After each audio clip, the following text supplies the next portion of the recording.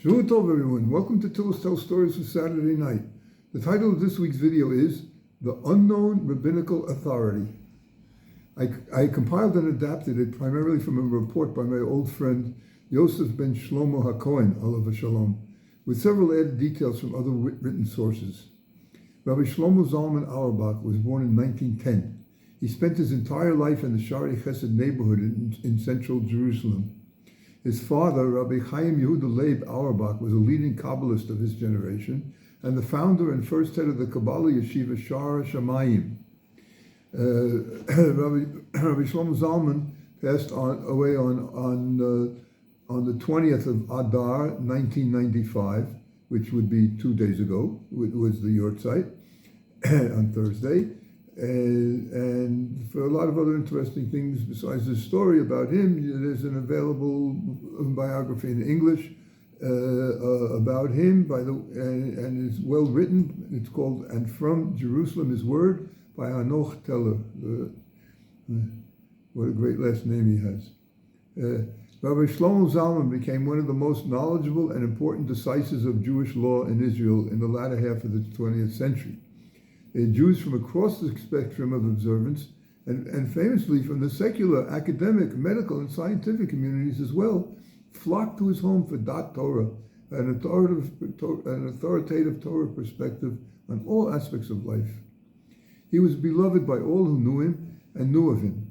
Local police estimated that at least 300,000 people attended his funeral. As he was relatively unknown to the general Israeli public, the secular public and the secular media was astounded by the turnout. Media reporters searched through their encyclopedias, computerized newspaper articles, and wherever else they could look for information about him and why he merited such respect. However, the encyclopedias did not mention him at all, and his name appeared in the archives a few times, incidentally. The oversight stunned the journalists, many of whom admitted being ashamed of their ignorance.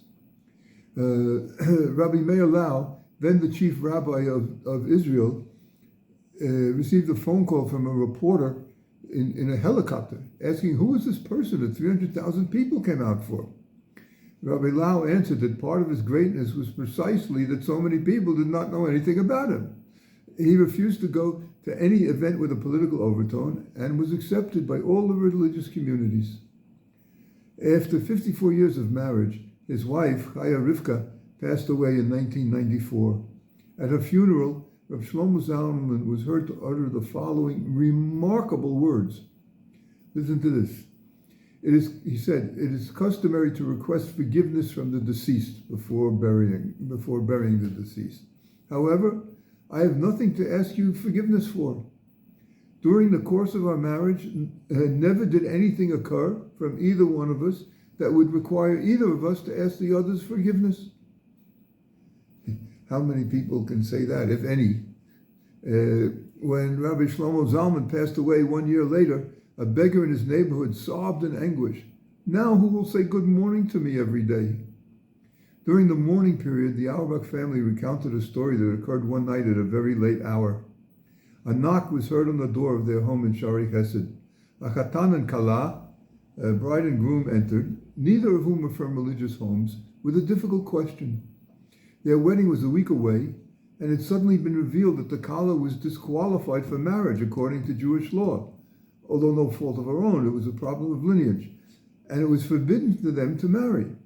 This probably happened when they went to the Ministry of Interior to get their marriage license. They imploringly questioned Rabbi Shlomo Zalman, "What should we do?" This leading authority in Jewish law gestured with his hands in despair that there was nothing he could do. Then he turned to the forlorn couple and said, "You're asking me what to do, and I know there's nothing to be done. How can I provide permission for someone forbidden to marry? There's only one thing in my power to do for you. I can cry." The acclaimed Torah scholar took all of his Torah, which he had learned in his entire lifetime, all the holiness of his heart and all the purity of his soul, and burst out in heart-rending weeping. Less than 24 hours later, the chassan and kala appeared again at the Auerbach home. They told the rabbi that a man had suddenly arrived from Argentina who knew the kala's family well. He testified that the information they had received previously was false, and the Kala was not forbidden to marry. Shortly before Rabbi Shlomo Zalman passed away, he advised a young family member, learn well, eat well, sleep well, and always smile. Now that's excellent advice for all of us. I can't verify that Rabbi Shlomo Auerbach himself did the middle two, eating well and sleeping well, but he certainly exemplified the last two and the combination, that is, learn well and always smile.